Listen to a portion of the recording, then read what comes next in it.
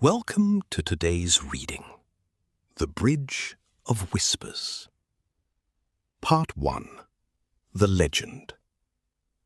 The town of Morrow stood at the edge of a wide river. On the other side of the river was the forest, and between the town and the forest was the bridge. It was an old bridge, made of grey stone, with 3 arches that reflected in the water like half-closed eyes. No one remembered who built it. No one knew how old it was. The records in the town hall went back 200 years, and the bridge was already there when the first page was written. The people of Morrow had a story about the bridge. They said that if you stood at the centre of the bridge at sunset, when the light was golden and the water was still, you would hear whispers. Not words you could understand exactly, but voices. The voices of everyone who had ever crossed the bridge. Some said the whispers were the echoes of conversations trapped in the stone. Others said the bridge was a place where time was thin and the past could leak through. Most people in Morrow did not think about the bridge very much. It was just there. They crossed it every day to reach the forest road. They walked their dogs on it. Children fished from it. But one person was obsessed with it. His name was Samuel. Samuel was 32 years old. He worked as a sound engineer at a small recording studio in the city, 2 hours away from Morrow. He had grown up in Morrow, but he had left when he was 18. He came back because of the whispers. He had heard about them as a child, of course. His grandmother had told him stories, but he had never believed them. He was a practical person. He believed in things he could measure and record. But then, 3 months ago, a strange thing happened. He was visiting his mother in Morrow. He had taken a walk in the evening, and he had stopped on the bridge to look at the river. The sun was setting. The water was orange and pink. And he heard something. It was faint, almost nothing. But it was a voice, a woman's voice. She was saying something, but he could not understand the words. He turned around. No one was there. He told himself it was the wind. He told himself he had imagined it. But he could not forget it. Part 2. The First Recording. Samuel set up his equipment on the bridge at sunset. He positioned 2 microphones at the center of the bridge, facing opposite directions. He connected them to a digital recorder. He pressed record. The first hour was silent. He heard the river. He heard birds. He heard a car cross the bridge behind him. Nothing else. He packed up his equipment and went home. He tried again the next evening, and the next. On the 4th evening, he decided to stay later. He sat on the bridge after the sun had gone down. The sky turned dark. The stars came out. And then, at exactly the moment when the last light disappeared, he heard it again. A whisper. But this time, it was clearer. It was a man's voice. It said, "I should have told her." Samuel's heart beat faster. He looked at his recorder. The levels were moving. It was picking up something. He listened carefully. Samuel spent the next week recording every evening. He heard different voices. A woman saying, "I'm sorry." A child laughing. An old man humming a song he did not recognize. A young woman whispering, "Don't go." Some voices were happy. Some were sad. Some were just sounds, not words. He began to categorize them. He gave them names. The woman at sunset, the man in the rain, The child with the laugh. He became obsessed. He stopped calling his mother. He stopped eating regular meals. He stayed on the bridge from sunset until midnight every night. He wanted to understand. Where did the voices come from? Were they really the echoes of people who had crossed the bridge? Or was something else happening? He needed help. Part 3. The Archivist. There was an old woman in Morrow named Ilara. She was 87 years old.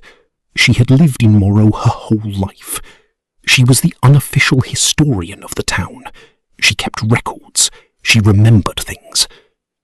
Samuel went to see her. "I need to understand the bridge," he said. Ilara looked at him with sharp, kind eyes. "You have heard the whispers," she said. It was not a question. "Yes," Samuel said. "And you want to know who they are?" "Yes." Ilara was silent for a moment. Then she stood up and walked to a bookshelf. She pulled out a thick, leather-bound book.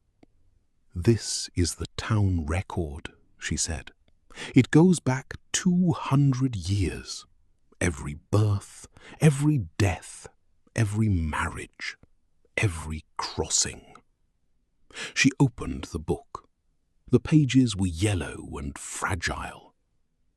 "There is a story," she said, "about a young woman who crossed the bridge one night 150 years ago. She was running away from something. She never reached the other side." "What happened to her?" Samuel asked. "She fell," Ilara said. "Or she jumped. No one knows. Her body was found in the river the next morning." She turned a page. Her name was Lila. She was 19 years old. She was in love with a man her family did not approve of. They had forbidden her to see him. She was going to meet him on the other side of the bridge. But she never arrived. Samuel felt a chill. "The night she died," Ilara continued, "people said they heard her voice calling out from the bridge. They said she was calling his name." Samuel thought of the whispers he had recorded. "Don't go. I should have told her." "Who was the man?" he asked. Ilara closed the book. "His name was Thomas. He waited for her on the other side of the bridge. When she did not come, he searched for her.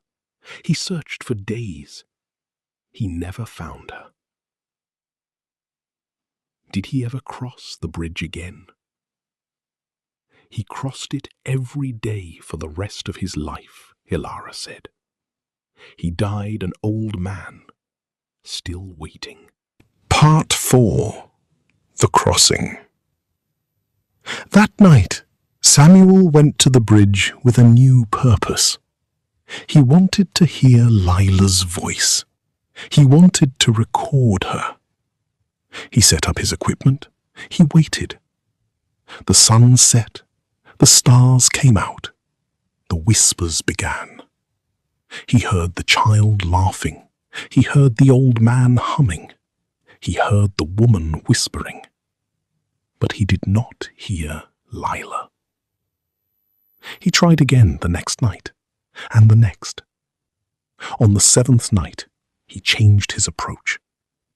Instead of standing at the center of the bridge, he walked to the side where Lila had fallen. He placed a single microphone at the edge. He sat down. He closed his eyes. He did not try to capture anything. He just listened. And then he heard her. Her voice was soft. It was sad. But it was not desperate. It was peaceful. She said, "I am not lost. I am waiting. Tell him I am waiting." Samuel opened his eyes. Tears were running down his face. He did not record it. He did not need to. He had heard it. He understood now. The bridge was not a place of trapped voices. It was a place of love, of unfinished stories, of people who had not said goodbye. He stood up. He walked to the other side of the bridge. He thought about Thomas, waiting every day for a lifetime. He thought about Lila, waiting in the river for 150 years. He looked at the water, and he made a decision. Part 5. The Release. The next morning, Samuel went to the town records office. He found the name of Thomas's family. There were descendants still living in the area. He visited them. He told them the story. He played them the recording of Lila's voice.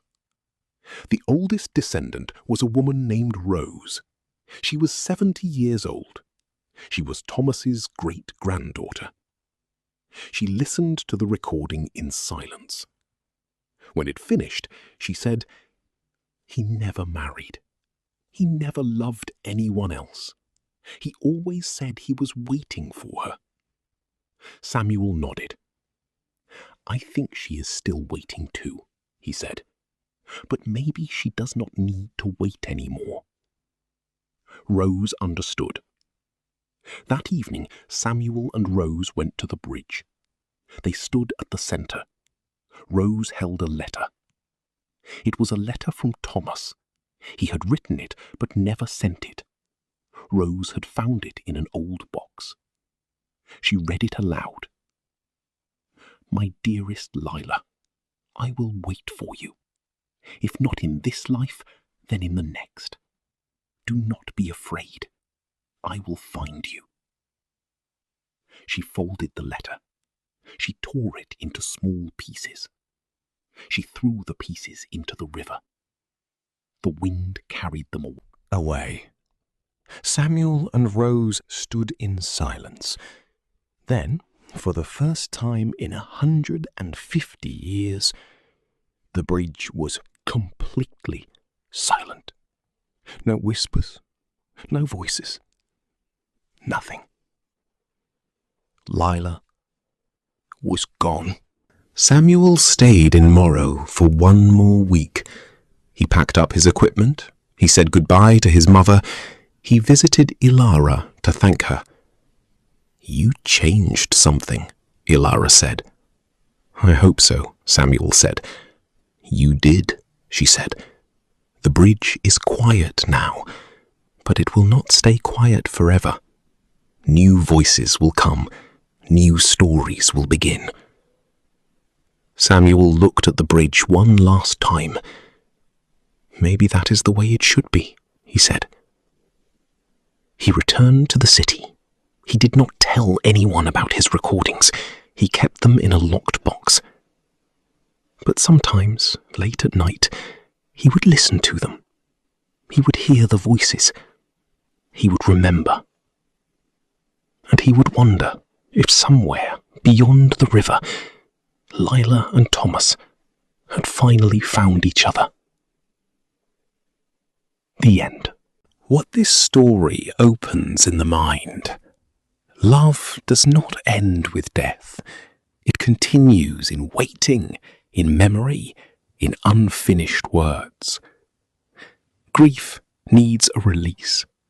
Holding on too long can trap both the living and the dead. Listening is an act of healing. Sometimes the most powerful thing you can do is hear what has been silent. stories want to be completed. Every unfinished story calls out for an ending. Letting go is not betrayal.